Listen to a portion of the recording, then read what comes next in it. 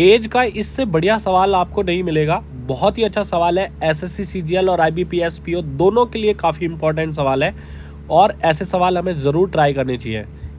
इतना टफ भी नहीं है और ना आसान है, मीडियम लेवल का सवाल है। चलिए देखते हैं कि क्या कहता है क्वेश्चन। सबसे पहले पढ़ते हैं सवाल को। सवाल कह रहा है कि 8 years ago the age of A was 10 years more than half of his present age and the ratio of the age A 6 years ago to that B 3 years ago is 5:3. If the ratio of age of B to C 3 years here hence will be 1:2, then find the average of the age of A, B and C. यहाँ देखो question क्या कहना चाह रहा है और कैसे हमें इसको ट्राई करना चाहिए वो हम यहाँ देखते हैं।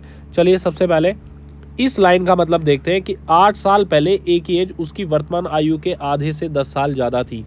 इसका मतलब है कि मान लेते हैं कि ए की अभी फ़िलहाल एज ए साल ही है, इससे 8 साल पहले यानी कि ए माइनस 8 ईयर्स अगो उस ए की आयु उसकी वर्तमान आयु के आधे, तो वर्तमान आयु ए है उसके आधे से 10 साल ज़्यादा है, से 10 साल मैंने जोड़ दिया के बराबर होती है। 8 साल पहले ए की एज 8 साल पहले ए की एज 8 साल पहले ए की एज ए की वर्तमान एज के आधे से 10 साल अधिक होती है। ये बात हमें यहाँ से पता चल चुकी है।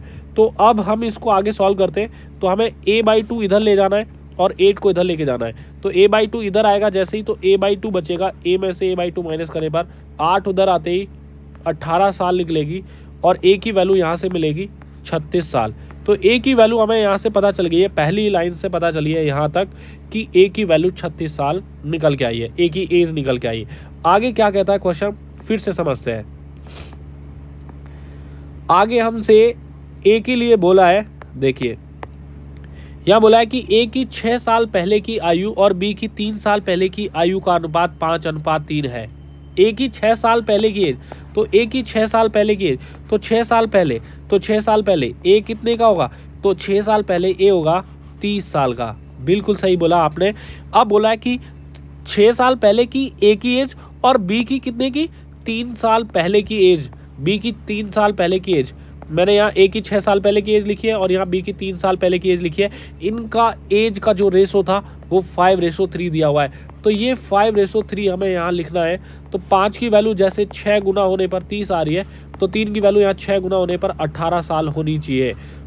b की 3 साल पहले की एज 18 साल है, यानी कि प्रेजेंट में b की एज होनी चाहिए 21 साल। तो ये बात हमें यहाँ से b के लिए पता चल चुकी है। अब आगे क्या करें, अब इसके बाद आगे पढ़ेंगे हम सवाल को, देखते हैं क्या कहना चाह रहा है।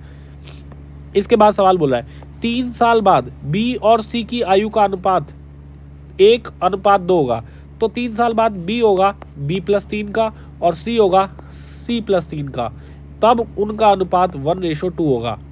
अच्छा 3 साल बाद b तो 21 + 3 24 साल का होगा, 24 साल का। तो जब 1 की वैल्यू 24 होगी तो क्या ये 48 साल होगी, तो 2 की वैल्यू 48 साल होगी, यानी कि c 3 साल बाद 48 साल का होगा, यानी कि c की वैल्यू आज प्रेजेंट में 45 साल है।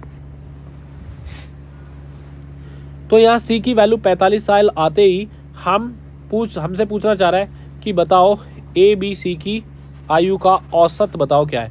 तो औसत निकालने के लिए 36, 21 और 45 जोड़ के 3 से भाग देना होगा। तो 3 से हम अलग अलग कैंसिल करते, 3 से 12 बार, 3 से 7 बार, 3 से 15 बार। तो 15 + 7 22, 22 + 12 34, 34 साल ही इस क्वेश्चन का आंसर आ जाएगा। बहुत बढ़िया सवाल है, दोनों एग्जाम के लिए, बैंक के लिए प्लस सीजीएल के लिए, दोनों के लिए काफ़ी अच्छा सवाल है। आप इसका स्क्रीनशॉट ले सकते हैं, सवाल को ट्राई कर सकते हैं और लगातार बने रहें ऐसी वीडियोज़ में। Thank you.